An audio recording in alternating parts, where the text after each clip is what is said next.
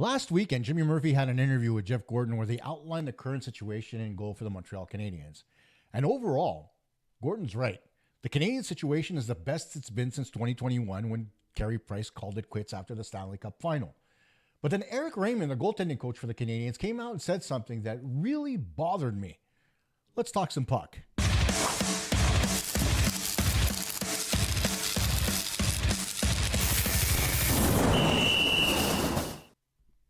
Hey gang, Kosta here from Puck Talk Montreal, and again, I'm talking goaltending. Why? Because for the most part, Jeff Gordon was right. In talking to Jimmy Murphy, he came out and he said that the goaltending situation is the best it's been in years. And he's right. With, Sam Montembeault and Jakub Dobeš manning the fort at the NHL level, Jacob Fowler and Kaapo Kähkönen at the AHL level, and then, of course, the drafting of Arseni Radkov and Alexis Cournoyer, things are very bright for the Canadiens as far as goaltending is concerned. It hasn't been this way in years. But then in an interview with Marc-Antoine Godin, the current Canadiens goaltending coach, Éric Raymond, came out and said the following. Now we have a structure he can return to in talking about Sam Montembeault. He trusts that structure, and we're not reinventing anything. The wheel is off. It's turning. We're making small adjustments, but we're always sticking to the same things. It's become easier for him when he has a bad game or a bad run, and those bad runs are never very long.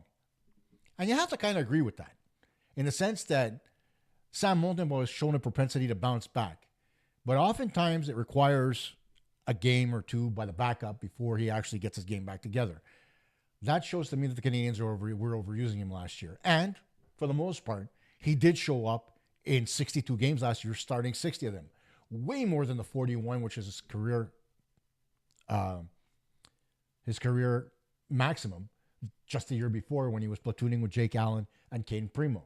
Now, granted, Caden Primo did not come out of the gate very well, and it led to him going down to the AHL and finally not being picked up again by the Canadiens this year, being traded away. But at the end of the day, you take a look at the goaltending situation in Montreal, and yeah, it is very positive, but it's not a situation where you could say to yourself, yeah, there's small adjustments that we need to make.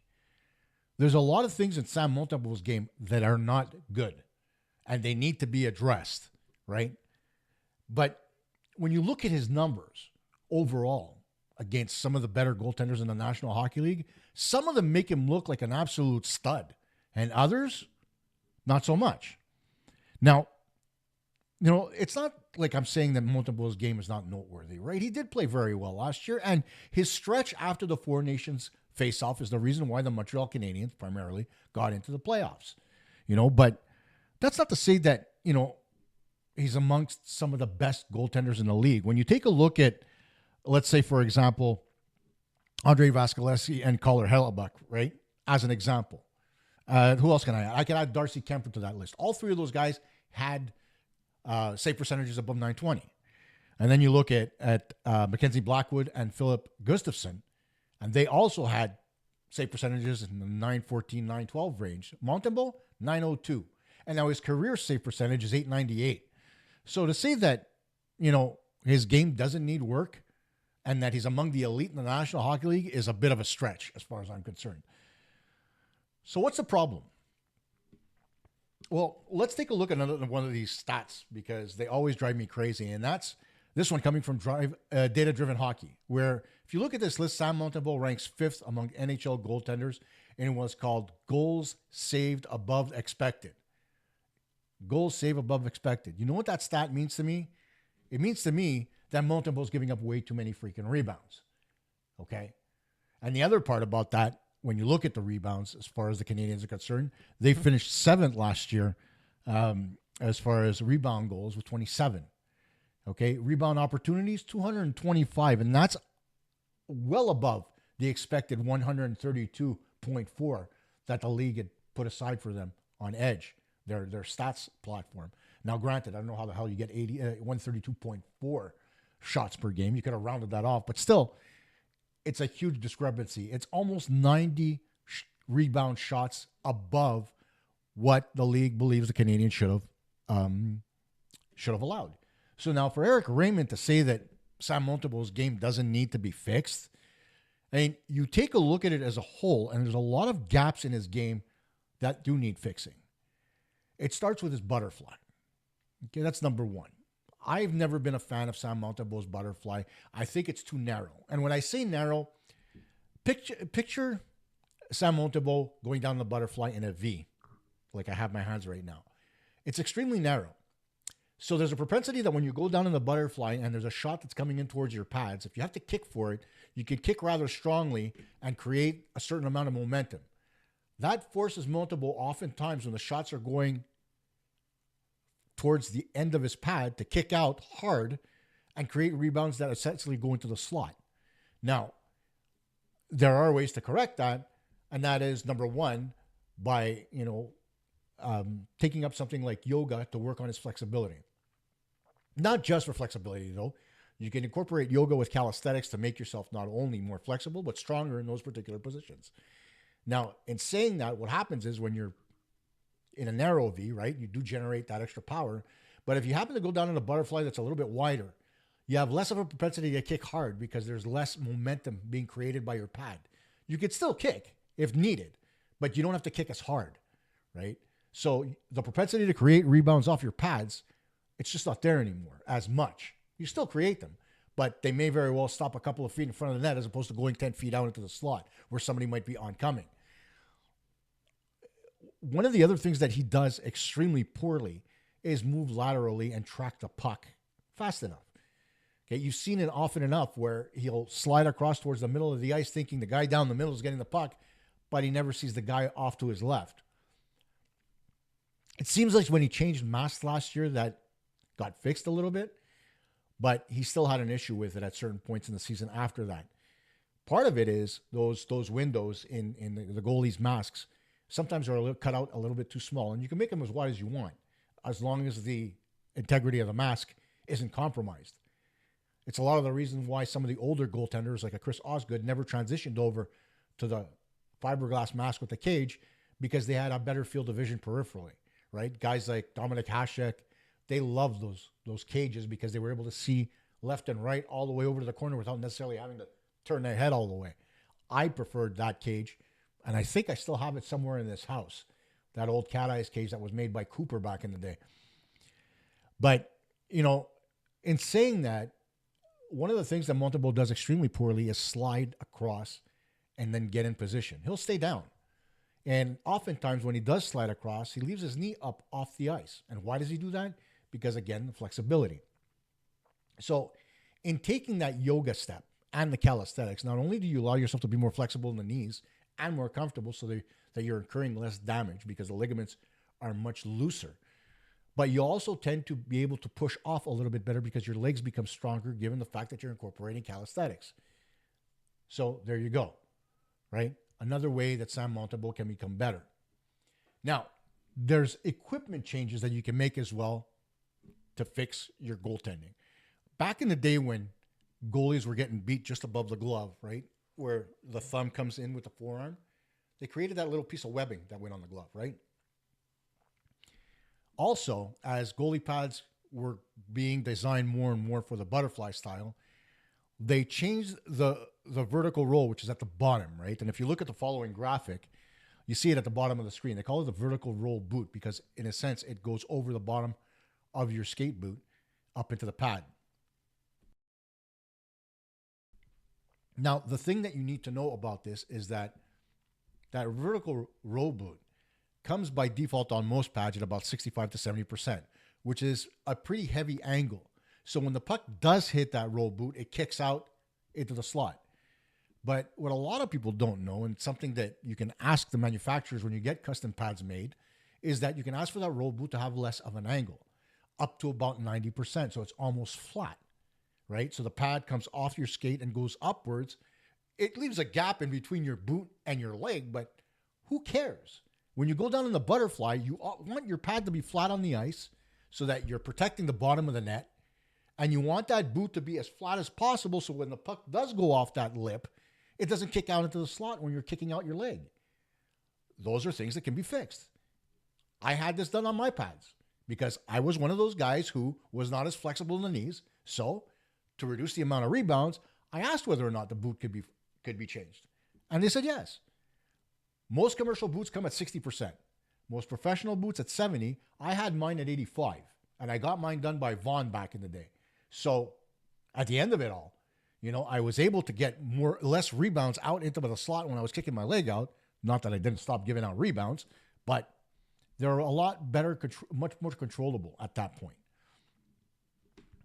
So therein lies number one and number two, the equipment adjustment and the improvement on Montembeault's flexibility. The third thing that he can do is reduce the amount of reactionary saves. And now, how do you do that? One is you have a much better use of your goal stick. Now, oftentimes we'll see Sam Montembeault, and I'm sure a lot of you have noticed that when he stands up for the faceoff, he's very upright and his stick is at least 1.5 feet off the ice. When I came up as a goaltender, that was a no-no. You flexed your knees, they were bent so that you could move and you were ready. You weren't standing up straight. You were leveraging, you were on the tip of your toes, and your stick was down on the ice. Montembeault doesn't do that. The other thing that he doesn't do with that stick is because it seems to me like it's a little short, that he doesn't use it to initiate his movements in the crease. And I apologize for coughing in the middle of the show, but I am coming off a cold, so bear with me. The thing about it is that Monty, when he does move from side to side, his stick ends up being off to the side a little bit. And that's a no-no when it comes to goaltending. So when you're talking about there's not a lot to work on, there is. One of the things that you can do to correct that is actually have a longer paddle on your stick so that you're not reaching as far down on the shaft. And, when you're standing upright, your stick's up in the air a little bit more. I used to use a longer paddle because I was one of those guys that used to keep the stick off the ice. Not that I didn't use it to initiate the move, because when you do initiate your movement side to side with your stick, so you move left, as I'm showing you with my forearm anyway, and then you move your leg, what you do is you end up closing up the 5-hole while you're in transition. So that this way, if a shot comes in along the ice, it's less likely to go between the legs before you're ready or square to the shot. That's one thing. But the other thing that Sam Montembeault doesn't do very well, and if you look at some of the games and a lot of the replays, he does not use a stick to cut off cross-ice passes. A lot of other goaltenders do, and that's why they're much more effective. They turn their stick outwards, or they put it up against the post, and then they use it to deflect passes that are coming in close towards the net or cross crease. Monty won't do that. Why is that? It's a very difficult question to answer. Sometimes it's goaltender preference. If they prefer following the puck across and just going with the movement, sure. But the one thing that you can expect when those pucks are going cross crease is deflections. And oftentimes Montembeault's along the goal line and not ready for those. So what happens? He gets beat between the legs because he's going across without a stick in proper position. You could see it in some of the pictures that he takes. His stick is off to the side and his 5-hole's wide open. And that's a thing that you have to work on. It's a fundamental flaw in his goaltending. So let's fix it. The other thing as well that you need to do is make sure that he works on his movement within the crease. And the reason I say that is because if you look at a lot of the goals that go in on Sam Montembeault, he tends to be halfway up the crease. He's not at the top of it. Sure, when shots are coming in from the point, he tends to be a little bit further out. But the more pressure there is at the net front, the less he's at the top of his crease and the more he backs off. The reasoning behind that, I really don't know. Because if you look at other goaltenders who are at the upper echelon of the National Hockey League, like the Hellebucks, like the Vasilevskis, they don't back off. They telescope and they come out as far as they can to be able to stop shots, to make themselves as big as possible vis-a-vis the puck. And so when Montembeault's standing back of the net, right, and he's halfway up the crease, he's not really playing big, as people like to say.